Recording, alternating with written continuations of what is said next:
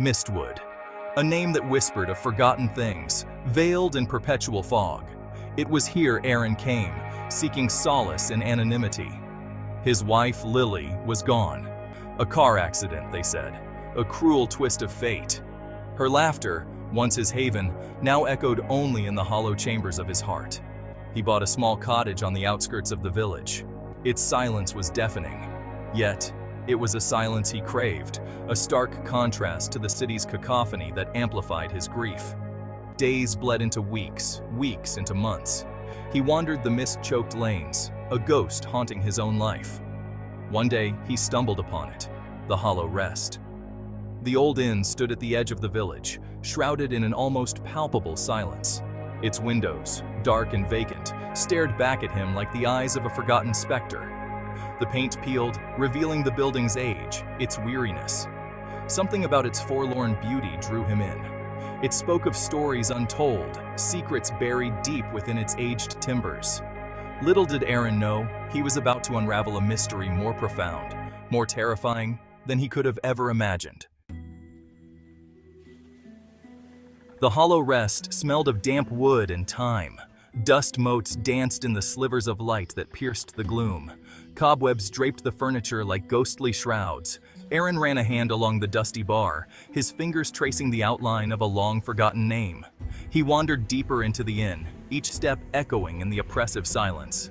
The air grew heavy, laden with an unseen weight. It pressed down on him, stealing his breath.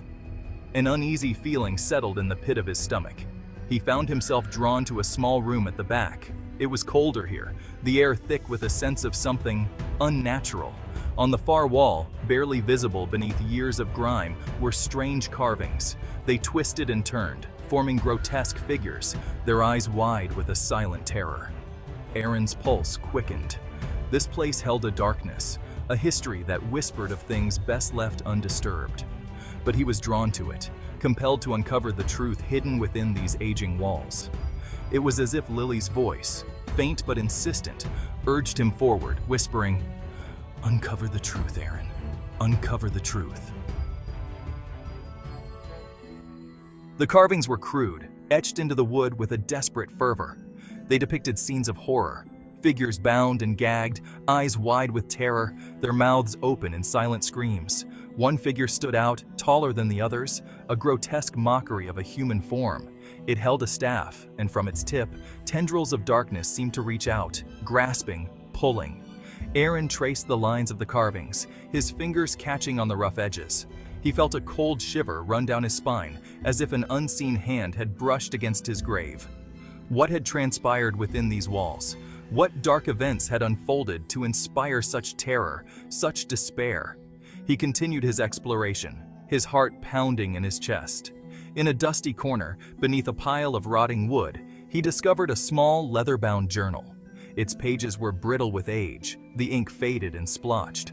As he opened it, a musty odor, the scent of decay and forgotten things wafted up to greet him. This, he sensed, held the key to the inn's dark secret.